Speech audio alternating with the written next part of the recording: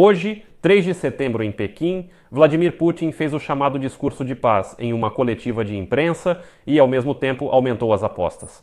Literalmente, ele disse que, se prevalecer o bom senso, é possível chegar a um acordo sobre uma opção aceitável para encerrar o conflito na Ucrânia. Bem, e então ele acrescentou ameaças, senão teremos que resolver pela via armada. Isso foi hoje, logo após o desfile em Pequim e os encontros com Xi Jinping e Kim Jong-un. E esse é o caso em que as frases soam aparentemente pacíficas, mas a construção é um ultimato disfarçado de diálogo. E aí a Reuters, no mesmo bloco, apresenta outra posição. Putin está pronto para se encontrar com Zelensky em Moscou. Mas primeiro é preciso cancelar a lei marcial na Ucrânia, realizar eleições e depois fazer um referendo sobre os territórios. Putin disse: se Zelensky estiver pronto, que venha a Moscou para nos encontrarmos. Ou seja, sabe, essa frase soa mais ou menos assim: venha para o meu território, tire o colete à prova de balas, deixe as chaves do apartamento no corredor, entre no quarto, nós trancamos a porta aqui no meu território e conversamos. Bem, aí começaram as bravatas. Meu nome é Alexei Petri, hoje é 3 de setembro. Agora, vamos analisar juntos as declarações do Putin. Claro, não apenas analisar suas declarações, mas também relacioná-las com outros processos que estão acontecendo. Mas antes de começarmos, quero lembrar que neste canal do YouTube todos os dias são publicados vídeos analíticos de notícias. Para que você fique por dentro de absolutamente todas as notícias do dia, então não deixe de se inscrever neste canal e deixar um like neste vídeo. Agora vamos analisar o que exatamente o ditador Putin tentou vender ao mundo hoje. O ponto sobre cancelar a lei marcial e realizar referendos é uma tentativa de mudar a base jurídica. Putin declarou que está pronto para se encontrar com Zelensky, mas em Moscou. Ele disse: eu nunca rejeitei a questão de um encontro com Zelensky. O quê? Não, nunca. Ah, é sim, claro, em princípio. Em vez dele, isso era feito por Ushakov, Lavrov, Mashka, Zakharova, aquele dos bigodes, Peskov e assim por diante. Ou seja, todos eles declararam isso. Na verdade, o briefing diz: Putin está pronto para o encontro se Zelensky for a Moscou. No entanto, as questões territoriais devem ser resolvidas já nesse referendo. Mas primeiro Kiev deve cancelar a lei marcial, depois realizar eleições e talvez depois um referendo. E depois, se Zelensky quiser que venha a Moscou, talvez eu me encontre com ele. Ou seja, é um amontoado de coisas, um monte de condições absolutamente impossíveis de serem realizadas. E aí o Donald Trump deveria finalmente pensar: olha, não estão só te enganando, já te fizeram de idiota. O Putin está simplesmente zombando de você. Ele já te prometeu um monte de coisas. Depois muda as condições, muda suas exigências, muda os ultimatos e assim por diante. Ou seja, no papel, o Putin tenta mostrar isso como democracia, como se Zelensky fosse ilegítimo. Putin afirmou hoje que, segundo ele, a Constituição da Ucrânia não autoriza Zelensky a ser presidente. Se houver lei marcial, não é possível realizar eleições, então ele continua sendo presidente. Isso é tudo mentira. Mas Putin decidiu mostrar isso também. Depois ele diz, quase sem pausa: estou pronto para me encontrar com Zelensky, mas em Moscou. Mas antes disso, como já disse, há uma porção de condições.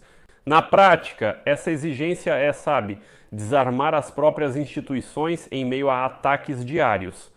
Eu lembro que a Ucrânia já tinha prorrogado a lei marcial em abril e o Parlamento explicou claramente que eleições e referendos durante bombardeios massivos equivalem a uma simulação de eleições e referendos. Isso não é um capricho do Banco Central, não é um capricho da Rada Suprema ou do Gabinete de Ministros, né? São padrões básicos da Organização para a Segurança e Cooperação na Europa, né? E, desculpe, isso é bom senso. Bem, isso é simplesmente bom senso, bom senso. Quando mísseis e drones russos voam sobre as cidades ucranianas, nós anunciamos eleições, nós anunciamos referendos. Nós esquecemos completamente dos soldados das Forças Armadas da Ucrânia, que são 1 milhão, que estão nas trincheiras, que estão na linha de frente, que estão na reconstrução e assim por diante. Como se, bem, isso não importasse, tudo isso é ficção. Depois, um clássico desse estilo narrativo do Kremlin.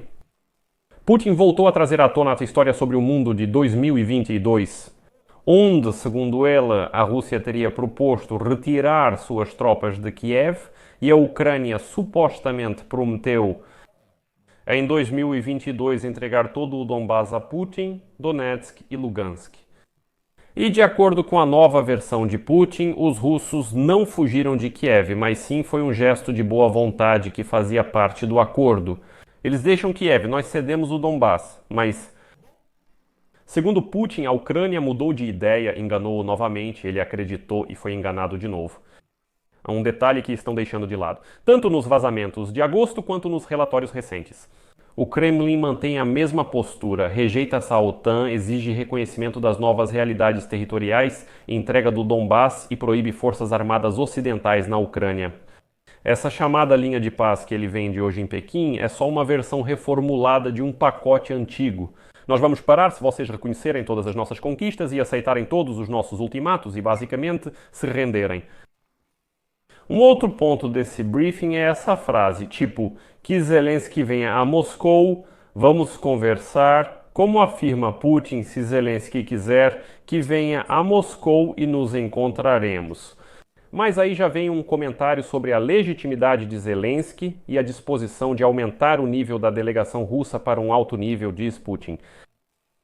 O clássico truque de negociação aqui é o seguinte: primeiro, colocar em dúvida a autoridade do oponente, depois propor um encontro em seu próprio território e fixar o reconhecimento das novas realidades como ponto de partida.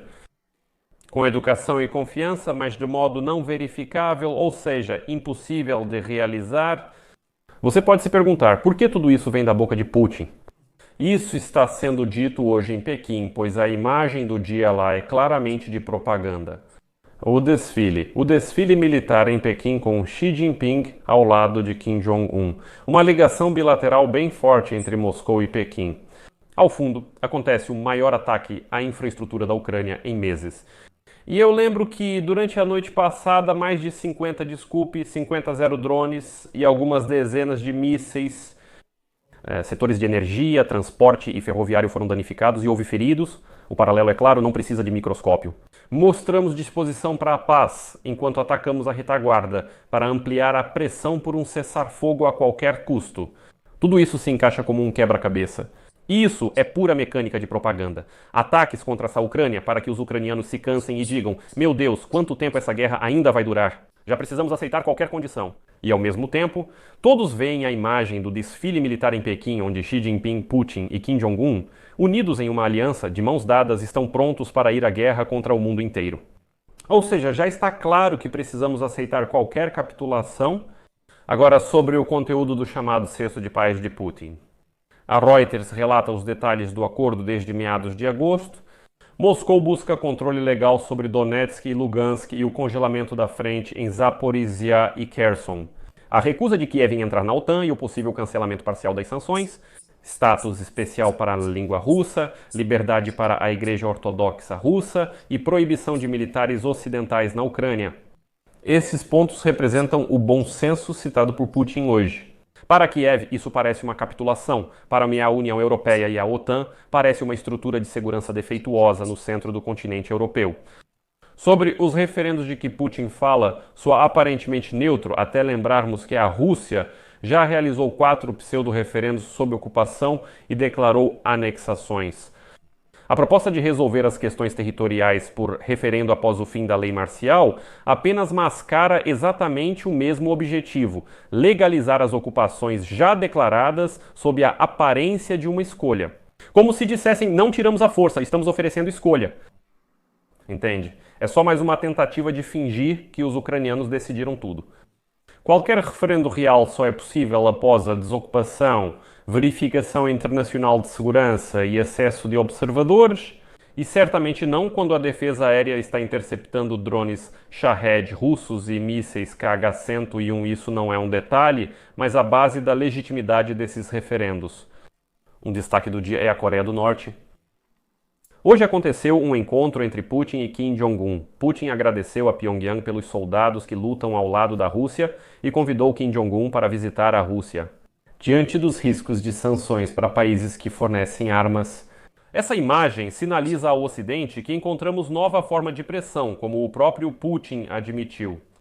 E sim, isso está diretamente relacionado à Europa. Quanto mais forte o eixo Moscou-Pyongyang e mais barulhentos os desfiles em Pequim, mais rígida será a regulamentação europeia sobre a frota clandestina russa, seguros e embargo de componentes. O que tudo isso muda para a Ucrânia? Bem, a primeira tese de Putin de que a Ucrânia pode entrar na União Europeia, mas não na OTAN, é uma tentativa de separar a integração econômica da integração de defesa. Então, a resposta deve ser o oposto, né? Acelerar a integração europeia, mas com um componente militar. Conversamos sobre a missão militar da União Europeia e o fortalecimento do complexo industrial de defesa da Ucrânia em seu território. São bases de manutenção, equipamentos na Ucrânia, Serviço Patriot, ARST e outros. Na Ucrânia, treinamos nossos soldados das Forças Armadas, temos centros conjuntos para o complexo de defesa, centros logísticos e uma base de defesa aérea e guerra eletrônica, especialmente nas regiões ocidentais. Se, bem, como diz Putin, a União Europeia não os atrapalha, ok, vamos levar a União Europeia ao nível de infraestrutura de segurança. Essa declaração de que Putin estaria pronto para se encontrar com Zelensky em Moscou é apenas um truque de informação. Negociações reais precisam de local neutro, garantias de segurança, clareza e participação de garantidores. E sim, qualquer pauta que comece com a Ucrânia deve cancelar a lei marcial não é séria. É como pedir, sabe, para um bombeiro desligar a sirene e fechar o hidrante antes de entrar em uma casa em chamas. Tipo, é como se desarmar e entrar numa casa pegando fogo. É igual. Terceiro, a lógica implacável das sanções e da logística marítima. Assim que o Kremlin eleva o tom da chamada retórica pacífica, isso quase sempre coincide com uma tentativa de atrapalhar a caça europeia à frota sombria. Teto de preços e proibições de seguro, aqui nada pode ser deixado ao acaso.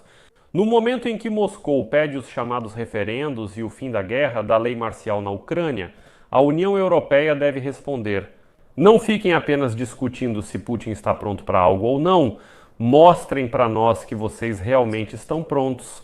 Enquanto vocês não mostram isso, nós mostramos prontidão para impor sanções, atacar a frota clandestina e cortar o orçamento russo. Quarto, o fator americano. Putin diz hoje ver luz no fim do túnel graças aos sinceros esforços dos Estados Unidos da América. Isso faz referência à posição da Casa Branca após o Alasca, mas é exatamente aqui que é necessário um seguro europeu contra oscilações. Qualquer acordo sem uma infraestrutura de segurança rígida dentro da Ucrânia é apenas um adiamento do próximo ataque. A pauta de Paris amanhã, 4 de setembro, será missão, pessoas, defesa antiaérea, reparos e não só slogans. E, por fim, a língua. Quando o líder de um país, que justamente nesta noite lançou centenas de mísseis e drones contra a Ucrânia, diz, abre aspas, se o bom senso prevalecer, é possível chegar a um acordo. Isso não tem nada a ver com bom senso. Isso é sobre testar limites. Os aliados estão prontos para engolir esse mel verbal do ditador Putin e esquecer os ataques reais contra a Ucrânia? A resposta deve ser simples e sem graça. Nada de cancelar a lei marcial só para aparecer bem na foto. Nada de legalizar a anexação com pseudo-referendos. Aceleração da integração europeia na Ucrânia, continuidade da caça à frota sombria do agressor e reforço da defesa antiaérea. Para que cada disparo seja destruído no céu e não vire argumento para vamos conversar, pode-se concluir que a coletiva de imprensa de Putin hoje na China não é. Isso não é um gesto de paz, é uma luva jogada de novo na cara, um desafio à luta. O bom senso, na compreensão de Putin, é a consolidação da ocupação de territórios, são referendos sem segurança, são negociações no campo, como ele acredita, do vencedor. Bem, então, o nosso bom senso é a estratégia oposta. Segurança de ferro para a Ucrânia como parte da integração europeia. Pressão contínua de sanções à Rússia, apoio logístico à frota clandestina e uma estrutura para negociações. Qual é o ponto de partida?